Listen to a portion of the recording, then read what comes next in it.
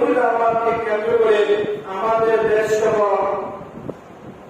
ভারত উপমহাদেশের মধ্যে কিছু বিদআতপন্থী আলেম এবং অনুসারীরা ঈদে মিলাদুন্নবী নামে একটি বড় ধরনের বিদআত চালু করছে। আমরা আগে বুঝতে হবে যে ঈদে মিলাদুন্নবী অর্থ কি। ঈদ অর্থ হচ্ছে আনন্দ, আর মিলাদুন্নবী হচ্ছে রাসূলুল্লাহ সাল্লাল্লাহু আলাইহি ওয়াসাল্লামের জন্ম। ঈদে মিলাদুন্নবী অর্থ রাসূল সাল্লাল্লাহু আলাইহি ওয়াসাল্লামের জন্ম বৃত্তান্ত। রাসূল সাল্লাল্লাহু আলাইহি ওয়াসাল্লামের জন্ম এটা আমাদের মধ্যে আনন্দ, ঠিক আছে, কিন্তু এই জন্মদিন, জন্ম দিবস অথবা মৃত্যু দিবস এইগুলাকে নিয়ে পালনীয় ইসলামের মধ্যে কিছু নাই। যে ব্যক্তি জন্ম তারিখ মৃত্যু তারিখ পালন করবে, রাসূল সাল্লাল্লাহু আলাইহি ওয়াসাল্লাম বলেছেন সে বিদআত করবে। মুসলমানের মধ্যে কোনো জন্ম তারিখ, মৃত্যু তারিখ, বিবাহ বার্ষিকী এই ধরনের কোনো বার্ষিকী নাই, পালনীয় মতো। রাসূল সাল্লাল্লাহু আলাইহি ওয়াসাল্লাম বলেছেন মুসলমানের জন্য আনন্দের জন্য ঈদ হচ্ছে দুইটি, একটি হচ্ছে ঈদুল ফিতর আর একটি হচ্ছে ঈদুল আযহা। কিন্তু যারা বিদআতপন্থী আবেগ মানুষ, ইসলামকে কোরআন হাদিসকে মানতে চায় না, আবেগ দিয়ে তারা বড় ধরনের ভুল করে ফেলে।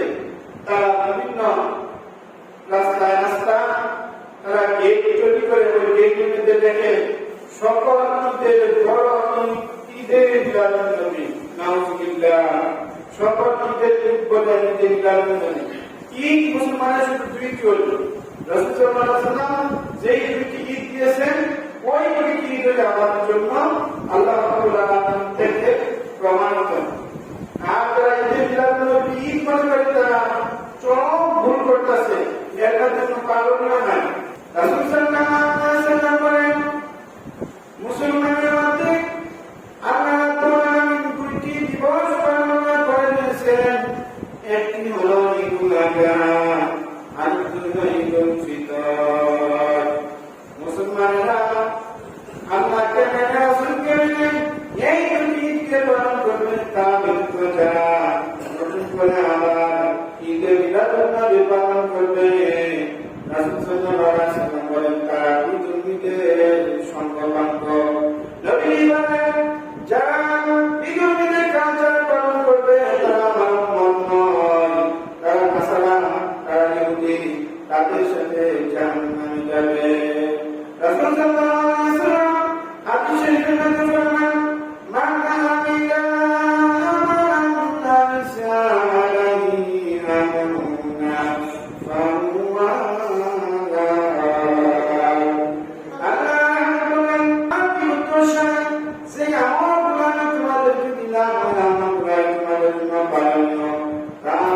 ইসলামের মধ্যে, ধর্মের মধ্যে নতুন কিছু আবিষ্কার করবেন, সেগুলো বর্জন সেগুলা করবেন না, সেগুলা হবে বিদআত। রাসূল সাল্লাল্লাহু আলাইহি ওয়াসাল্লাম বলেন কুল্লু বিদআতিন দালালাতুন দালালাতুন ফিন্নার। সর্বপ্রকৃত মধ্যে বিদআত পথভ্রষ্ট, আর সর্বপ্রকৃতকারী হবে জাহান্নামী। রাসূল সাল্লাল্লাহু আলাইহি ওয়াসাল্লাম 40 বছর বয়সে নবুয়ত পান, 40 বছর বয়সে নবীজি নবুয়ত পান, তারপর আরো 30 বছর নবীজি জীবিত ছিলেন, 63 বছর বয়সে দুনিয়াতে ইন্তেকাল করেন। নবীজির 1.5 বছর জীবনে, 1.5 বছর নবুয়ত জীবনে একটি দিনের জন্য ঈদে মিলাদুন্নবী পালন করেননি। রাসূল সাল্লাল্লাহু আলাইহি ওয়াসাল্লাম 63 বছর বয়সে দুনিয়া থেকে বিদায় হয়ে গেলেন। তারপর আবু বকরের যুগ, ওমরের যুগ, উসমানের যুগ, আলীর যুগ, এইভাবে সাহাবীরা, বড় সাহাবীরা, তাবিঈরা, তাবিঈরা দুনিয়াতে ছিল। তাদের জীবনে একদিন ঈদে মিলাদুন্নবী নামে কোনো কিছু পালন করেন না। রাসূল সাল্লাল্লাহু আলাইহি ওয়াসাল্লাম বলেন সারা পৃথিবীর সমস্ত মানুষের ইমান যদি এক পাতায় রাখা হয়, আর আমার সাহাবী আবু বকরের ইমান যদি এক পাতায় রাখা হয়, আর যদি পাতা বলে ওজন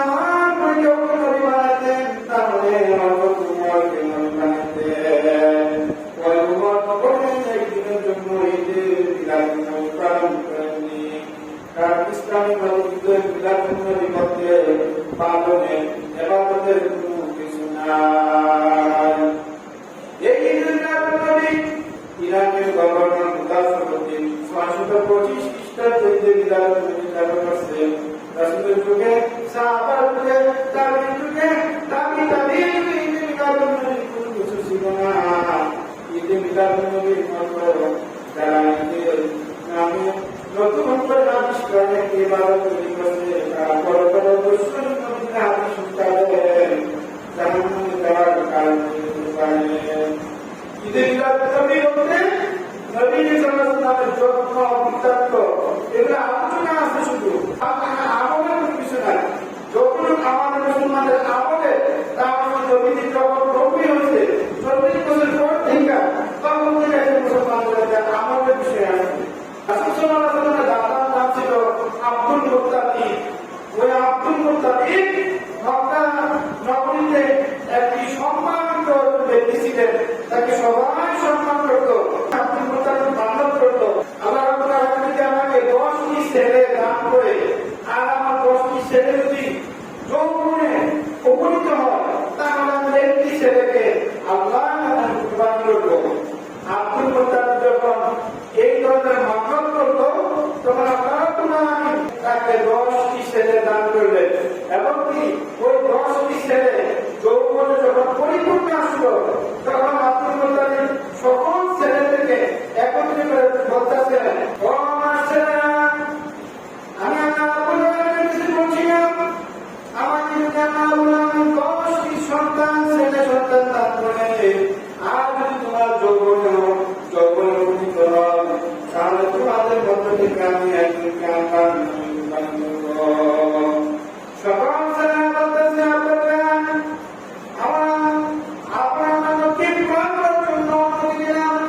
আপনি লটারি সৃষ্টি করেন, লটারি সৃষ্টির মাধ্যমে আমাদের বড় ভাইয়ের মধ্যে যা নাম আছে তাকে একটা কুরবানি করেন।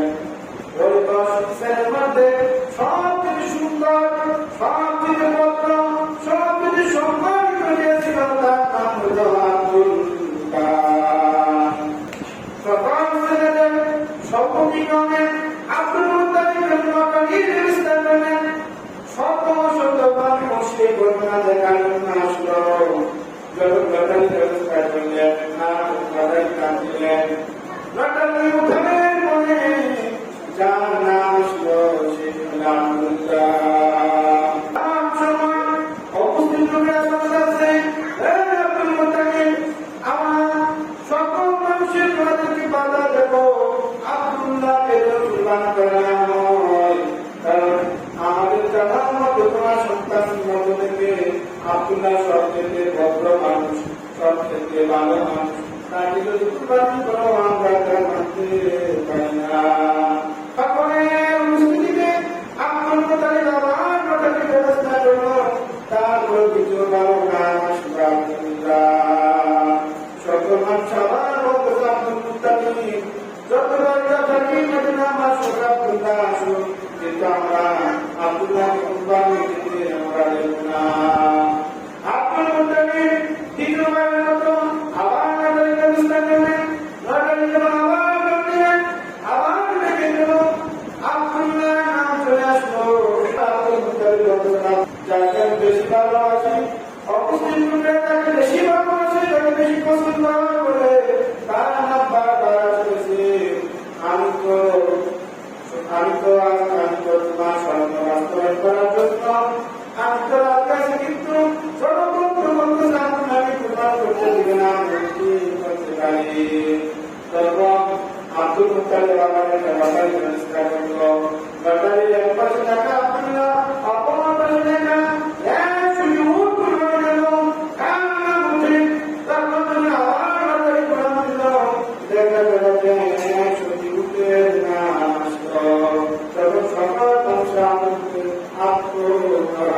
তখন আব্দুল মুত্তালিব একশো কুরবানি দিলেন, সারা এলাকার মানুষকে খাবারের আয়োজন করে দিলেন। এইভাবে আব্দুল্লাহ বেঁচে গেলেন। যখন আব্দুল্লাহ বড় হলেন, যখন উপনীত হলেন, সত্যিকারের সময় আসলো। আব্দুল মুত্তালিব নবীর দাদা আব্দুল মুত্তালিব একটু ব্যবসায়ী ছিলেন, উনার একটু বন্ধু ছিল বললেন, আব্দুল মুত্তালিব বলতেছে, আমার ছেলে আব্দুল্লাহ বিবাহের সময় এসে আচ্ছা একটু ভালো যদি আব্দুল্লাহকে বিবাহ দেওয়ার জন্য আমার ছেলেটা 10 ছেলের মধ্যে সব কিছু ভালো, সবাই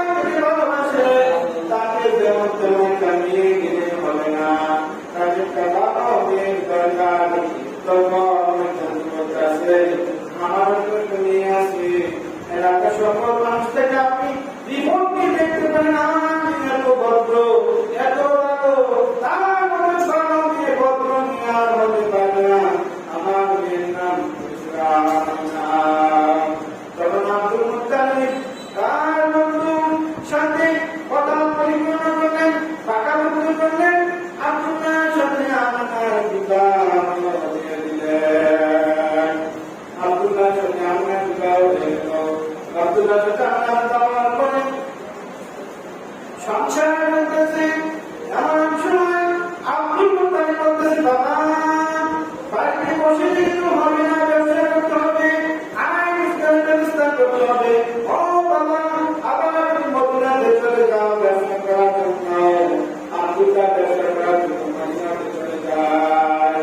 মদিনাতে যাওয়ার পরে তিনি অসুস্থ হয়ে পড়েন। অসুস্থ হওয়ার পর মদিনাতে তিনি ইন্তেকাল করেন। রাসূল সাল্লাল্লাহু আলাইহি ওয়াসাল্লাম তার মায়ের জন্য আব্দুল্লাহ জন্য মারা যান। তিনি তার সন্তানের জন্য কি রেখে গেলেন? হাদিস শরীফের মধ্যে আছে 5টি উট, 1টা ছাগল, আর কি দাসী নিয়েছিল যার নাম ছিল উম্মে আয়মান। এই সম্পদগুলো রেখে নবীর আব্বা আব্দুল্লাহ থেকে বিদায় নিয়ে যান। কিছুকাল পরে যখন নবী সাল্লাল্লাহু আলাইহি ওয়াসাল্লাম দুনিয়াতে আগমন করবেন, যখন তিনি দুনিয়াতে আসার সময় হয়েছে, আমরা তখন গর্ভবতী। যখন নবী দুনিয়াতে আসবেন, নবী আমাদের নয়টাকে নামাজ পড়ে আল্লাহ বলে হাবিব নবী মুহাম্মদ রাসূলুল্লাহ সাল্লাল্লাহু আলাইহি ওয়াসাল্লাম দুনিয়াতে জন্মগ্রহণ করেন।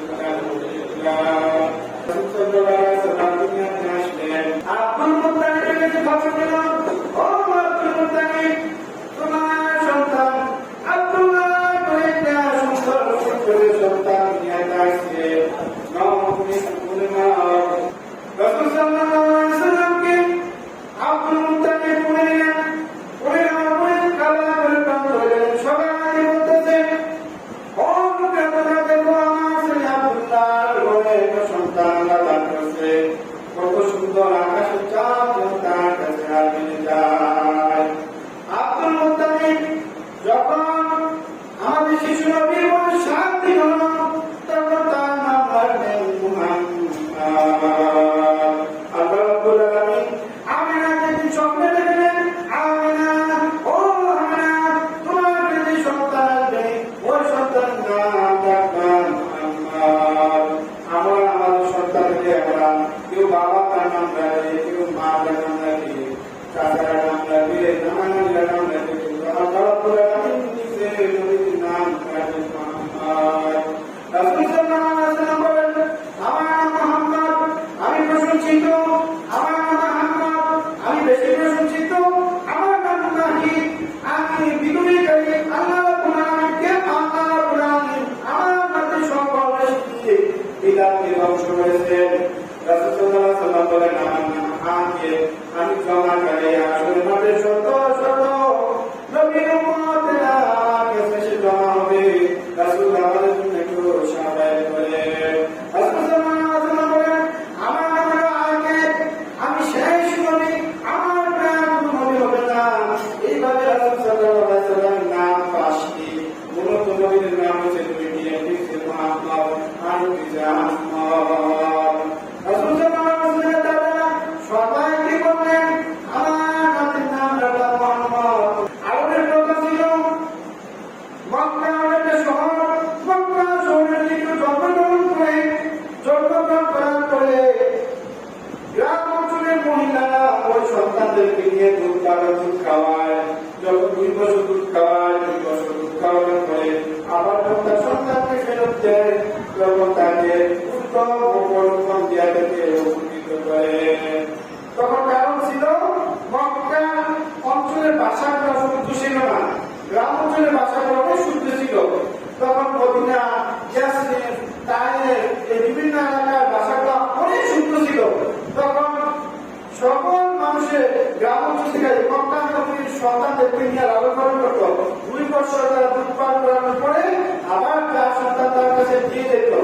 কিভাবে?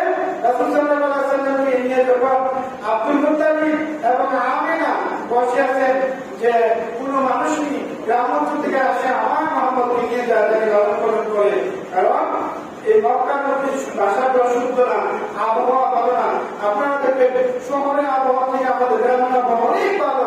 শহরের আবহাওয়া বড় কত সমস্যা, কিন্তু গ্রামের আবহাওয়া সত্যিতে ভালো। তেমনিভাবে মক্কার কিছু শহর, তখন ওই গ্রাম অঞ্চল থেকে মদিনা থেকে 90 কিলোমিটার দূরে ওই বর্ণমঞ্চ থেকে অনেক মানুষের রওনা দিল যে মক্কা থেকে সন্তান আসে একটা লালন পালন করবো।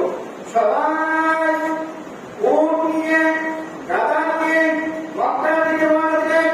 মক্কায় রওনা দেওয়ার পরে সবাই উট নিয়ে গাধা নিয়ে রওনা দিলেন। দরিদ্রের একটা সন্তান লালন পালন করবো। লালন পালন করার পরে 2 বছর পরে আমাকে সম্মান করবে। এইভাবে সকলের রওনা দিল। তাদের মধ্যে ছিল একজন যার নাম ছিল আমিনা সাদিয়া। আমিনা তার স্বামীকে নেন, তার কোনো একটা সন্তান ছিল যার নাম ছিল আব্দুল্লাহ। তিনজনে গাধা নিয়ে মক্কা থেকে রওনা দিলেন। আর সাথে অনেক মহিলাও ছিল, তারাও সন্তান নেওয়ার জন্য আসলো। সবাই রওনা দিলেন। আমিনার গাধা দুর্বল, উট ছিল দুর্বল, বেশি চলতে পারে না। সাথে যারা ছিল তাদের গাধা, তাদের উট তাড়াতাড়ি মক্কাতে চলে গেল। মক্কাতে গিয়া বড় লোকের সন্তানদেরকে সবাই নিয়ে আসলেন। আর নিয়ে দেখে কোনো সন্তানই না, একমাত্র একটি সন্তান আছে যার বাবা দুনিয়াতে নাই, যার বাবা দুনিয়াতে নাই, যার মা হলো আমিনা, যার দাদা হলো আব্দুল মুত্তালিব কিন্তু একটা মানুষ। আমিনা সকল মহিলাকে বলছে, ও মহিলা, আমার সন্তানকে তুমি নিয়ে যাও, 2 বছর লালন পালন করো, তারপরে আমি তোমাকে সম্মান করবো। ওই মহিলারা শিশু মা করতে করে নিত। নেওয়ার পর্যন্ত তারা কি করে, তবে আমরা বলে তারা দুনিয়াতে নাই, সে জন্ম আগে দুনিয়া থেকে বিদায় হয়ে গেছে। এইভাবে মহিলারা এই সন্তানরা আমিনার কাছে ফিরত দিয়ে দিত। এইভাবে সকল মহিলারা আমাকে দুনিয়া দেখে পছন্দ করত। কিন্তু যখনই শুনে তারা বিদায় হয়ে নাই, তখন আমিনার কাছে ফিরত দিয়ে দেয়। সকলে এসেছে, আমিনা প্রস্তাব আসলো। আসার পরে দেখি কোন সন্তান না। এমন সময় স্বামীর সাথে পরামর্শ করলো, স্বামী আমার এমন প্রশ্ন করে আমরা আসলাম মক্কাতে সন্তান নেওয়ার জন্য। দরিদ্রের সকল সন্তান সবাই নিয়ে গেছে, একটি মাত্র সন্তান আছে যার বাবা দুনিয়াতে নাই। তার দাদা কিন্তু মানুষ হয়তো কিছুদিন পরে না দিলে আমরা কেমন কখনো করতে পারবো না, সম্মানে পাবো না, কি করতে পারি। এমন সময় আপনার সাথে করতে আছে স্ত্রী আমার কামিয়াতে ফিরত না নিয়ে এই এরকম শিশুটাকে আমরা সাথে নিয়ে যাই, হতে পারে এটা আমাদের জন্য আল্লাহর বরকত দিতে পারে। এই সিদ্ধান্ত নিয়ে আমরা শিশু মুহাম্মদ সাল্লাল্লাহু আলাইহি ওয়াসাল্লামকে করে নিলেন। আমিনা বলে আমার স্তরে এমন দুঃখ ছিল না, যখন আমি শিশু মুহাম্মদকে আমার করে নিয়ে আমার শরীরে যেন একটা শখ খেয়ে গেল। আমি যেহেতু আমার স্তর যেন দুধের পরিপূর্ণ হয়ে গেল। সুবহানাল্লাহ। আমিনা তার স্বামীকে বলতেছে, স্বামী আমার এই ছেলেকে আমি করে নিলাম, করে নেওয়ার সাথে সাথে আমার দেহের মধ্যে পরিবর্তন দেখতেছি। ও স্বামী আমার, আমাদের তাকে আল্লাহ তুলে দিবে। আমিনার থেকে কথা বলে, আব্দুল মুত্তালিব থেকে কথা বলে, শিশু মুহাম্মদ আমিনার বাবা দিলেন। দাদার কাছে গেলেন, উটের কাছে গেলেন। যখন আমি শিশু মুহাম্মদকে বলে নিয়ে আমার উটের কাছে যাওয়ার, আমি যখন দেখেছি আমার উটের গোলাপ উঠে ফেটে যাওয়ার কথা হয়েছে।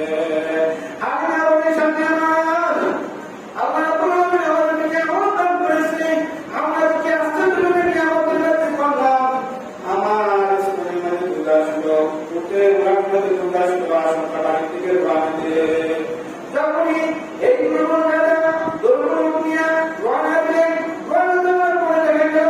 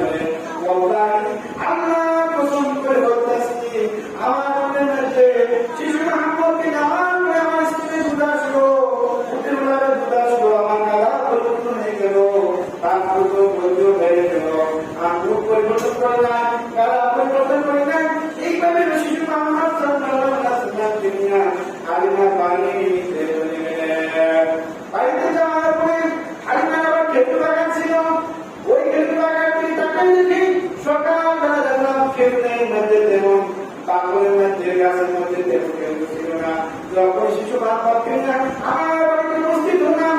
আকাশ গাছের দিকে তাকিয়ে দেখি খেজুর গাছের মধ্যে বড় বড় আকারে খেজুরের ফলন বেড়ে গেল। সুবহানাল্লাহ। এইভাবে শিশু মোহাম্মদ সাল্লাল্লাহু আলাইহি ওয়াসাল্লামকে হালকা লালন পালন করতেছে। হালকা বলেন আমি মোহাম্মদকে লালন পালন করি, কিন্তু তার মধ্যে কিছু পরিবর্তন দেখলাম। আমি অনেক চেষ্টা করছি আমার দুই স্তনের দুধ যেন মোহাম্মদের মুখে দিতে পারি, কিন্তু দেখলাম মোহাম্মদ সব সময় শুধু আমার ডান স্তনের দুধ খাইতে, বাম স্তনের দুধ খাইতে না। তখন বললাম এটা যেমন কোন সন্তান না, যেমন কোন সন্তান নয়। যেই সন্তান আমার একটা ছোট সন্তান আছে আব্দুল্লাহ, ওই আব্দুল্লাহকে আমার আরেক স্তনের দুধ খাওয়ানোর জন্য সে এক স্তনের দুধ খাওয়ায়। খাবারের জন্য কান্না করে না, দুধের জন্য কান্না করে না, শুধুমাত্র তার লজ্জাস্থান থেকে কাপড়টা শরীর জন্য তখন শিশু মোহাম্মদ কান্না করত। এইভাবে আলেমা লালন পালন করতেছে। আলেমা মুহাম্মদ সাল্লাল্লাহু আলাইহি ওয়াসাল্লামকে লালন পালন করতেছে। যখনই নবী করিম সাল্লাল্লাহু আলাইহি ওয়াসাল্লাম বয়স 2 থেকে 8 বছর হলো, তখন আবার নবীকে তার মা আয়েশার কাছে ফেরত দেওয়ার জন্য গেল। কিন্তু যাওয়ার পরে নবীকে কোলে নিয়ে আয়েশা কান্না করতেছে, বলতেছে আয়েশা তোমার সন্তানকে আমি যেভাবে লালন পালন করছি, আমাদের ফাতেমা তাকে ভালোবাসে, আব্দুল্লাহ তাকে ভালোবাসে, আব্দুল্লাহ তাকে ভালোবাসে, আমি তাকে ভালোবাসি। তার কারণে আমার সংসারে যে বরকত নিয়ে আসছে তাকে আমি ফিরে দিতে চাই না। দয়া করে আমাকে আবার দাও, আমি আর কিছুকাল তাকে লালন পালন করি। আমিনা আবার হালিমার কাছে রাসূল সাল্লাল্লাহু আলাইহি ওয়াসাল্লামকে দিয়ে দিলেন। হালিমা বাড়িতে আনলেন। আনার পরে শিশু মোহাম্মদ 4 থেকে 5 বছর হলো ছেলেদের সাথে খেলা করার জন্য মাঠে ময়দানে যান। এক পাহাড়ের কাছে নদীতে গেলেন। তার দুধবাই আব্দুল্লাহর সাথে খেলা করতে গেছে।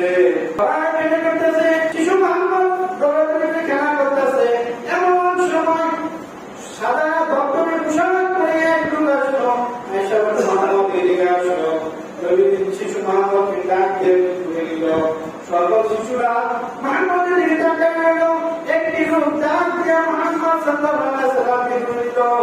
ঘুরে নেওয়ার পরে নবীকে শোয়া দিল। শোয়া এইভাবে নবীকে বুকটা টান দিয়ে আসলে দিল। সকল ছেলেরা ভয় পেয়ে গেল, কান্না আরম্ভ করলো, দৌড়ে গেল। দৌড়ে গিয়ে বলতেছে মোহাম্মদ আমাদের খেলার সাথে আমাদের ভাই কোথায় থেকে একটা লোক আসলো।